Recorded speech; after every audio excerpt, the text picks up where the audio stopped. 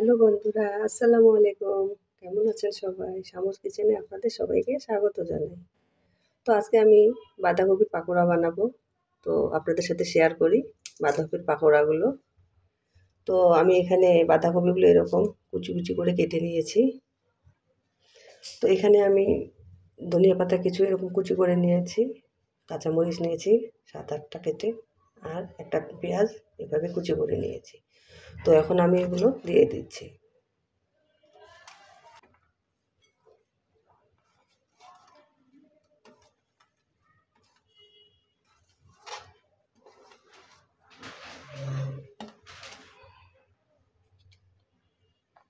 আমি হাফ চামচ রসুন বাটা দিয়ে দিলাম,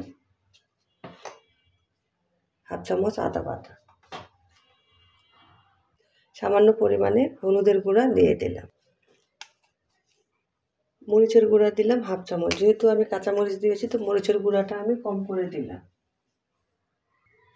ধনিয়ার গুঁড়া আমি হাফ চামচ দিয়ে দিলাম, এখানে আমি 1 চামচ বেসন দিয়ে দিলাম, আর 1 চামচ চালের গুঁড়া দিয়ে দিলাম। তো একটু বেশি করেই বানাবো পাকোড়াগুলো, তো আমার বাচ্চাগুলো এগুলো খুব পছন্দ করে। পাকোড়া যেহেতু বেশি বানাবো তো আমি বাটিটা চেঞ্জ করে নিয়েছি, একটা বড় বাটি নিয়েছি। তো এই সব কিছু আমি এখন হাতে মেখে নেব। আমি এখানে হাফ চামচ গরম মশলার গুঁড়া দিয়ে দিলাম, আপনাদের হাতের কাছে জিরার গুঁড়া থাকলে জিরার গুঁড়াও দিতে পারেন। আমি গরম মশলা দিয়ে দিলাম।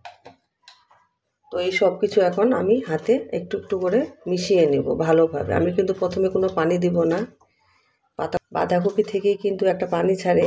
তো আমি আস্তে আস্তে এভাবে মাখাতে থাকবো।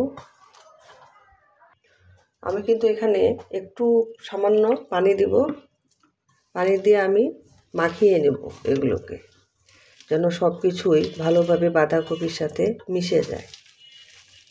আর আমি কিন্তু এখনও লবণ ব্যবহার করিনি, আমি এখন লবণটা দিয়ে দিব, কারণ বাঁধাকপি কিন্তু অনেকটাই কমে যায়, তো প্রথমে বোঝা যায় না। আমি 1 চামচ মতো লবণ নিয়েছি, তো আমি লবণটা দিয়ে দিলাম।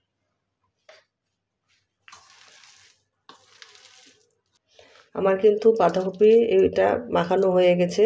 দেখেন এখানে কিন্তু আমার 2 চামচ মতো বেসন লেগেছে, আর 1 চামচ আমি চালের গুঁড়া দিয়েছি। যখন এরকম হাতের মধ্যে এরকম একটা শেপ দেওয়া যাবে তখন ভাববেন যে এটা মাখানো হয়ে গেছে। তো এখন আমি ভাজতে চলে যাচ্ছি।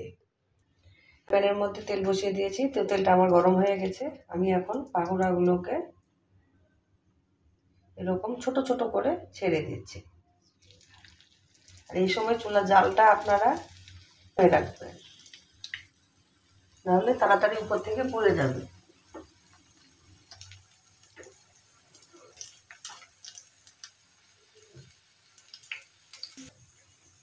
বাঁধাকপির পাকোড়াগুলো আমার এক পাশ হয়ে গেছে, তো আমি এখন উল্টিয়ে দিচ্ছি। আর এই বাঁধাকপির পাকোড়াগুলো বানানো এত সহজ, মনে হয় এর থেকে সহজ আর কিছু নেই, কিন্তু খেতে অসাধারণ। এখন কিন্তু এই শীতের সময় ফুলকপি বাঁধাকপি শীতের সবজি দিয়ে কিন্তু আমরা এরকম পাকোড়া বানিয়ে খেতে পারি। এই পাকোড়াগুলো খেতে কিন্তু অনেক মজা, আপনারা একবার হলেও এভাবে বানিয়ে দেখবেন, এতে কিন্তু ভালোই লাগে।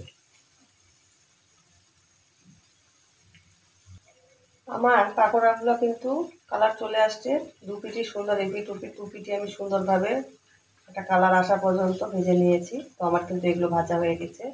আর বেশি আর একটু ভাজতে গেলে দেখা যাবে যে তিতা হয়ে যাবে। তো আমি এগুলোকে এখন তুলে নিচ্ছি।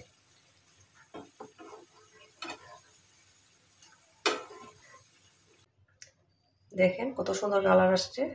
তো আমি বাকিগুলো এভাবে ভেজে, আমার কিন্তু সবগুলো পাকোড়া ভাজা হয়ে গেছে।